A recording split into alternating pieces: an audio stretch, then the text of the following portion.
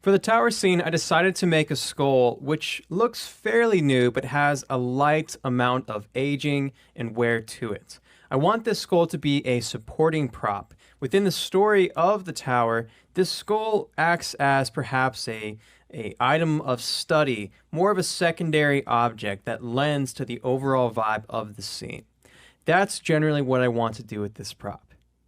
So we're not going to do the whole bejeweled idea. We might do a couple of little subtle decals if we want, but for the most part, this is going to be just a typical skull that we're going to create. Okay, that being said, let's take a look at reference. The next step is to gather reference, and based on what we want, we know which references will be applicable or not. Whenever you're searching for these references, if you happen to find something that you like, there's a few tricks I know to finding more of that image. So let's say that I like this skull for reference. So we'll drop the image here.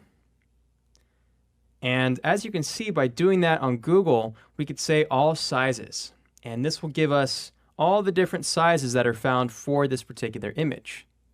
So if there's not a size that you found, like this is 900 by 900 pixels, this one here is 474, that might be a good way of finding enough resolution to use that as reference.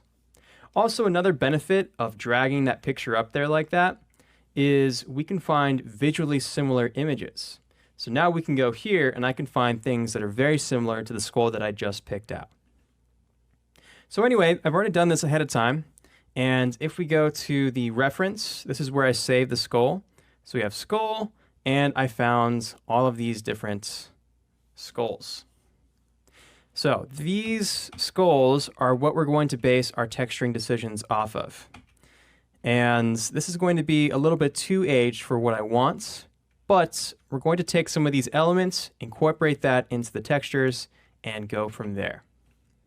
Within Substance Painter, we also have this substance source, and you can get here by clicking this icon right there.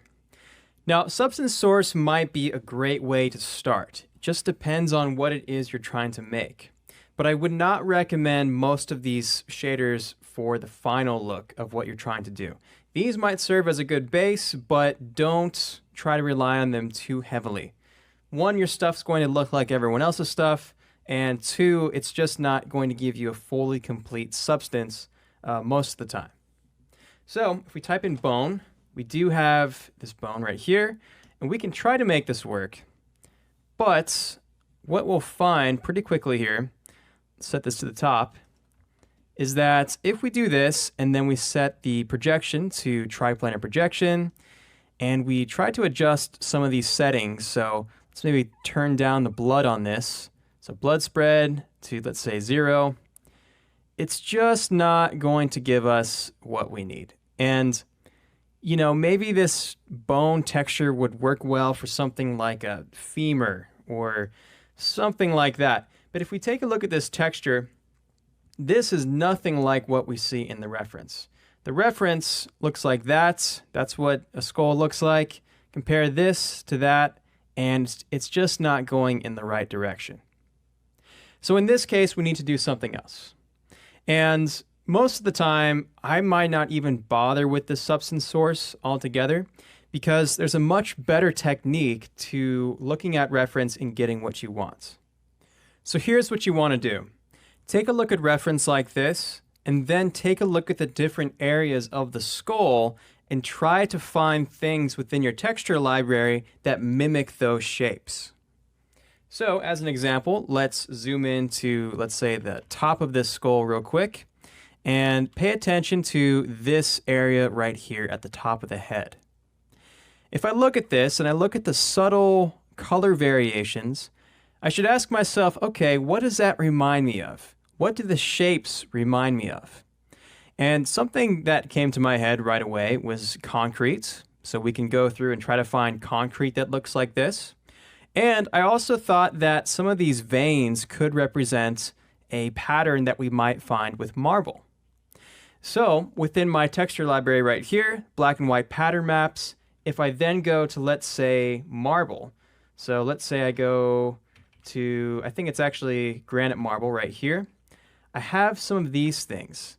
And if we look at this granite 3 and we take a look at some of the subtle patterns over here, and let me shorten this real quick.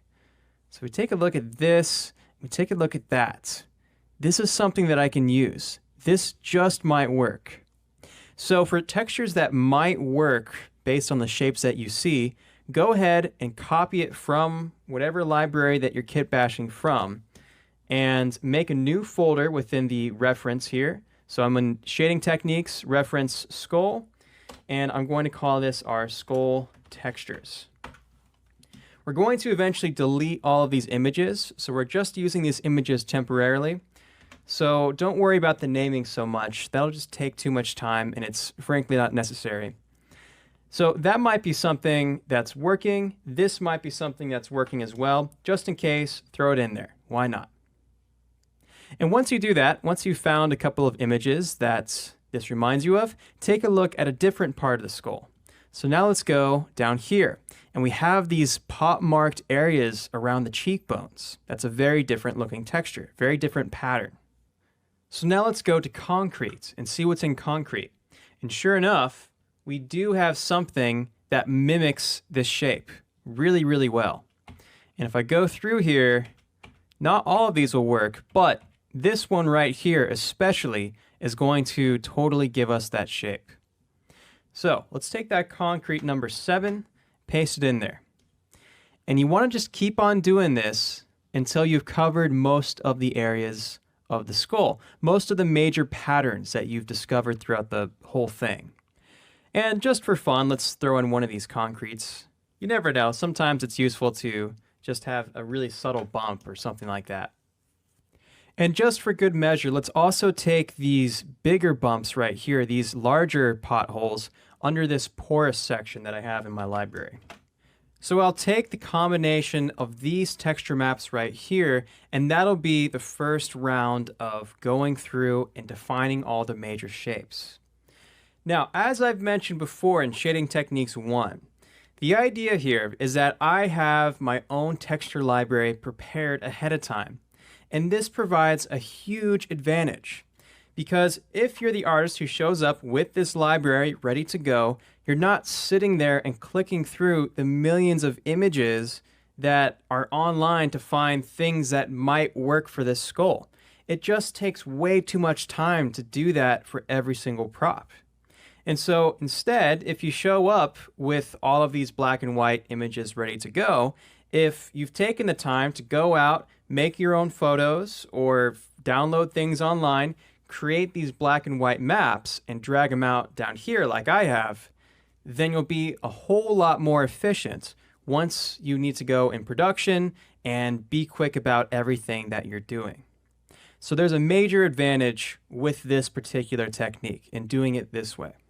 In the next video, we'll process some of these images in Photoshop. I'll show you a few techniques on how to get color information from this, and then we'll bring that into Substance Painter and paint it out.